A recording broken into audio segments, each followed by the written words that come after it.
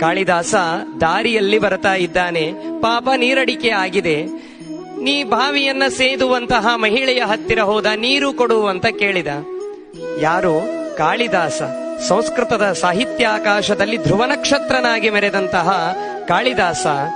ಆ ಕಾಳಿದಾಸನ ಹತ್ತಿರ ಕಾಳಿದಾಸ ಬಂದು ಆ ಸ್ತ್ರೀ ಹತ್ತಿರ ಕೇಳಿದರೆ ಸ್ತ್ರೀ ಹೇಳ್ತಾಳಂತೆ, ನೀನು ಯಾರು ಅಂತ ಪರಿಚಯ ಇಲ್ಲ ಅಂದಮೇಲೆ ನಾನು ಹೇಗೆ ನಿನಗೆ ನೀರು ಕೊಡ್ಲಿ ಅಂತಾಳೆ.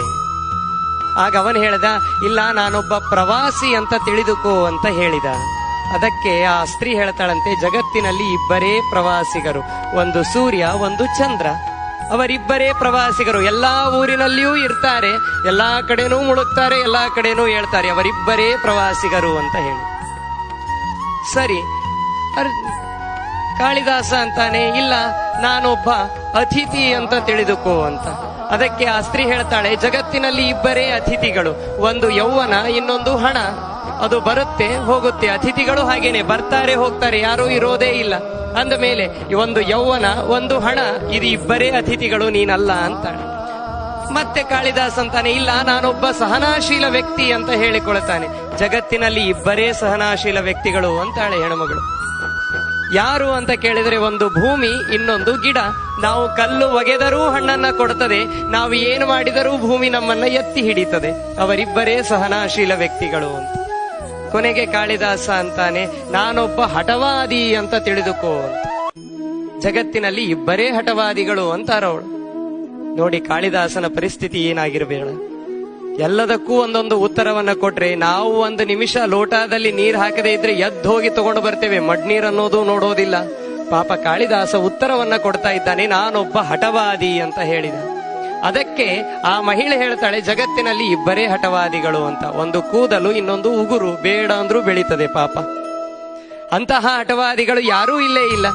ಅಂದ ಮೇಲೆ ಮತ್ತೆ ಕೊನೆಗೆ ಸಿಟ್ಟು ಬಂತು ಕಾಳಿದಾಸನಿಗೆ. ಕಾಳಿದಾಸ ಹೇಳ್ತಾನೆ, ನಾನೊಬ್ಬ ಮೂರ್ಖ ಅಂತ. ನೋಡಿ, ಸಾಹಿತ್ಯಾಕಾಶದಲ್ಲಿ ಧ್ರುವತಾರೆಯಾಗಿ ಮೆರೆದ ಆ ಕಾಳಿದಾಸ ಹೇಳ್ತಾನೆ, ನಾನೊಬ್ಬ ಮೂರ್ಖ ಅಂತ. ಅದಕ್ಕೆ ಆ ಸ್ತ್ರೀ ಹೇಳ್ತಾಳೆ, ಜಗತ್ತಿನಲ್ಲಿ ಇಬ್ಬರೇ ಮೂರ್ಖರು ಅಂತಂತಾಳೆ. ಎಲ್ಲಾ ಮುಗಿಸಿ ಶಾಣೆಯ ಆಯ್ತು, ಪಂಡಿತ ಅಂತ ಆಯ್ತು, ವಿದ್ವಾಂಸ ಆಯ್ತು, ಸಹನಾಶೀಲ ವ್ಯಕ್ತಿ ಆಯ್ತು, ಏನಾದ್ರೂ ಕೂಡ ಉತ್ತರ ಬರ್ತಾನೆ ಇತ್ತು. ಮೂರ್ಖ ಅಂತ ಹೇಳಿದಾಗಲೂ ಕೂಡ ಉತ್ತರ ಬಂತು, ಜಗತ್ತಿನಲ್ಲಿ ಇಬ್ಬರೇ ಮೂರ್ಖರು.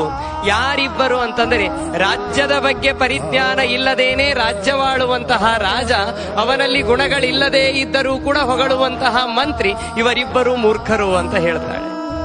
ಕೊನೆಗೆ ಸಾಷ್ಟಾಂಗ ನಮಸ್ಕಾರವನ್ನ ಹಾಕಿಬಿಟ್ಟ ಕಾಳಿದಾಸ. ತಪ್ಪಾಯಿತು ಅಂತ ಆಗ ಮುಖ ಎತ್ತಿ ನೋಡಿದರೆ ಆ ಸ್ತ್ರೀ ಸರಸ್ವತಿಯಾಗಿ ನಿಂತಿದ್ದಾಳೆ. ಆಗ ಹೇಳ್ತಾಳೆ, ನಿನ್ನ ಅರಿವು ನೀನಿದ್ದರೆ ನೀನು ಮನುಷ್ಯನಾಗ್ತೀಯ ಅಂತ. ಮಕ್ಕಳನ್ನ ಹಣದ ಹರಿವಿನಲ್ಲಿ ಬೆಳೆಸಿದರೆ ಮಕ್ಕಳು ಶ್ರೀಮಂತರಾಗ್ತಾರೆ, ಅದೇ ಮಕ್ಕಳನ್ನ ಬಡತನದ ಸೋಗೆಯಲ್ಲಿ ಬೆಳೆಸಿದರೆ ಮಕ್ಕಳು ಮನುಷ್ಯರಾಗ್ತಾರೆ. ನಮ್ಮ ಮಕ್ಕಳು ಮನುಷ್ಯರಾಗಬೇಕೇ ಹೊರತು ಶ್ರೀಮಂತರಾಗುವುದಲ್ಲ. ಆ ನಿಟ್ಟಿನಲ್ಲಿ ನಮ್ಮ ಮಕ್ಕಳ ಅರಿವು ನಮಗೆ ಬರಬೇಕಾದರೆ ಮೊದಲು ನಮ್ಮ ಅರಿವು ನಮಗಿರಬೇಕು.